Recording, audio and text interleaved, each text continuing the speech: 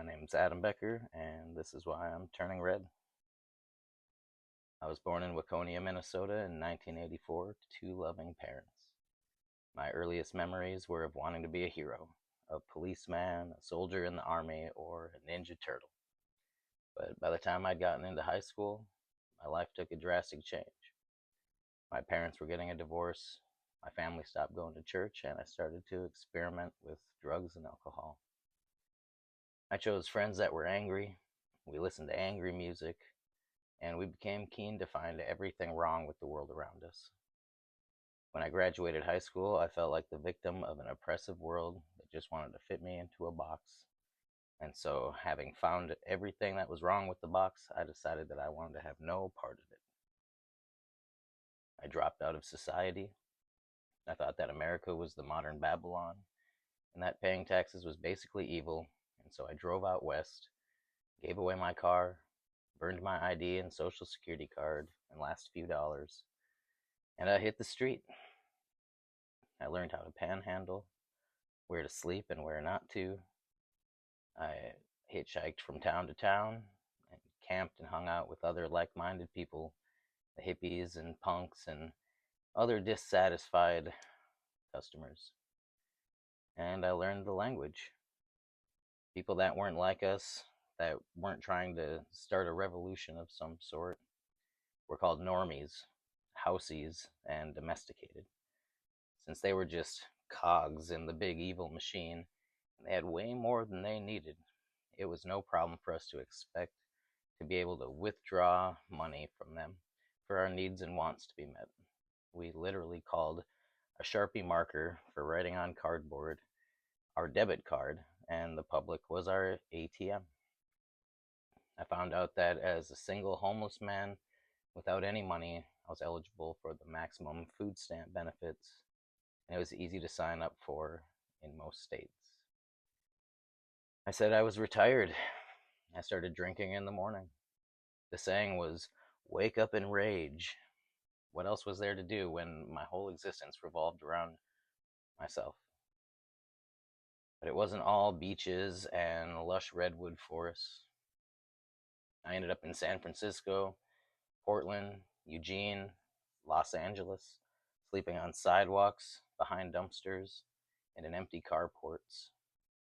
I was digging in garbage cans for food and either spending what money I could make on alcohol or stealing it. I started to notice that the people around me were pretty hypocritical. They would talk about peace and love and unity while at the same time saying nothing but hateful things about everyone else that's not like them.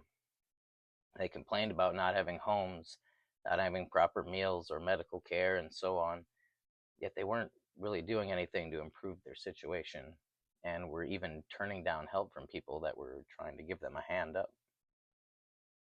I'll never forget one time while I was holding a sign, a guy asked me if I wanted to work. I said, yeah, of course. I helped him do drywall cleanup for 3 hours and he gave me $30 for my work. I was so proud of that $30. But when I got back to the group of people I was camping with, I was mocked because they had each made much more than that, continuing to hold signs instead of working. I started to realize that I was a hypocrite too. It was the fact that I didn't want to hold down a job or start something of my own, but I did want to accept other people's hard earned money. It became apparent that it was more than that, though. I wanted food stamps, but I didn't want to pay taxes. I wanted to hitchhike down roads, use the healthcare system when I needed it, and wanted to have access to all the social safety structure without supporting it myself. I became so depressed and anxious, the weight of my own cognitive dissonance, ever and always present, and my drug and alcohol use spiraled out of control. I tried over and over again to get off the streets. I'd get a job, I'd clean up in public restrooms, I'd save money until I could afford a place to live. And then eventually I'd self sabotage. Looking back, part of it was survivor's guilt. I didn't feel like I deserved a home and a bed. It was also that I'd gotten so used to having to figure out every single day that when my days became more or less routine, I'd romanticize the old times. I'd relapse, lose my job, stop paying rent, and get evicted. I'm not sure actually how many times that happened. Too many. One morning, though, I woke up on a couch of a friend who was letting me stay at his home. I'd been drinking myself to sleep and waking up sick. However, this day was different. I didn't feel sick. I felt very lucid. There was this golden hue all around me. This was my coming to Jesus moment, and I hope I get a chance to share that story another time. That morning, I knew it was time for me to stop and to get help. The person I was staying with laughed when I said I was going to go to church, but I went anyway. And I went next week, and the week after that, and eventually I accepted Jesus Christ as my Lord and Savior. Things really started to change. I joined the worship team, started going to weekly Bible studies, and made a ton of new friends. I was even invited to go on a mission trip to Argentina. It was there in Argentina that I saw complete and abject poverty for the first time. I saw people out in the desert who were living in such degraded circumstances and who really didn't have a choice in the matter.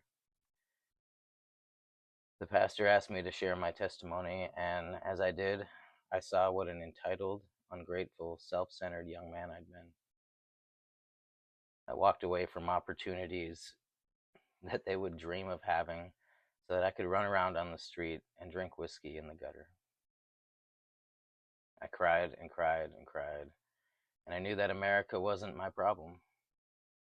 Rich people weren't my problem. My parents weren't my problem. I was my problem, or more specifically, my perspective was my problem. After I came back to the United States, I agreed to allow my church and my family to support me in enrolling in Teen Challenge. It's a program in Denver, Colorado. It's called 180 Ministries. I wanted to gain the tools that I'd need for lasting recovery. And when my pastor told me that it was also a Christian discipleship program, I made my decision. I completed the 12-month program.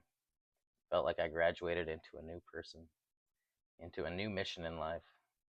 A few years later, I moved back to Minnesota to help my dad after he'd had some health setbacks, and I ended up in Duluth.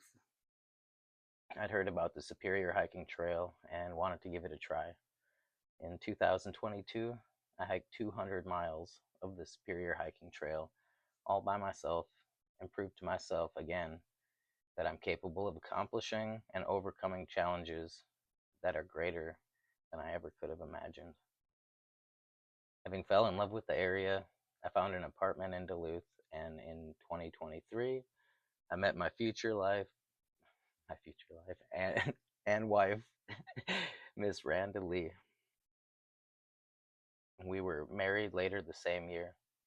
In 2024, we had our first daughter, Marilee, and in 2025, we had our second daughter, Jubilee Agnes.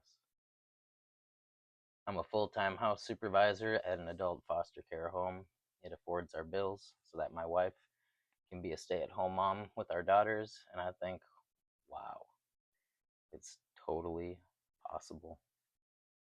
It's possible to go from being homeless, addicted, sleeping next to dumpsters, to having a home with a beautiful family in a beautiful city, and to find work doing something you enjoy. My wife and I are taking what money we can after paying our bills, putting away into investments for our future and into investment accounts for our daughters so that they have a head start when they're ready. And again, I think, wow, it's totally possible. And I know that this simply and unfortunately is not the case everywhere in the world for everybody. There are plenty of places where you can't just go from the bottom of the lowest class and in a handful of years, with hard work and dedication, make a completely new and comfortable life for yourself and your family. But you can here in the United States of America. And finally, again, I think, wow, I'm very grateful for our country. This country that took care of me when I didn't even want to take care of myself. This country has provided me the opportunity to take care of myself, to grow and improve myself, and to work hard to achieve a higher standard of living for myself and my family. Now that I'm a dad and I'm watching my beautiful little girls grow up, I see this opportunity filled country being hijacked, being held hostage, being gaslighted, coerced, bullied, and censored into thinking that socialism might be a good idea. I see people on the streets with signs protesting, asking the government for free health care for illegal immigrants, and sounding a lot like I did when I was young, rebellious, entitled, and confused. I want to tell my story because it took a lot. It took a lot of years, it took a lot of weird experiences. It took jail time, detoxes, and so many cold and wet nights. But that's what it took for me to open my eyes and become grateful for what I have here in the United States of America.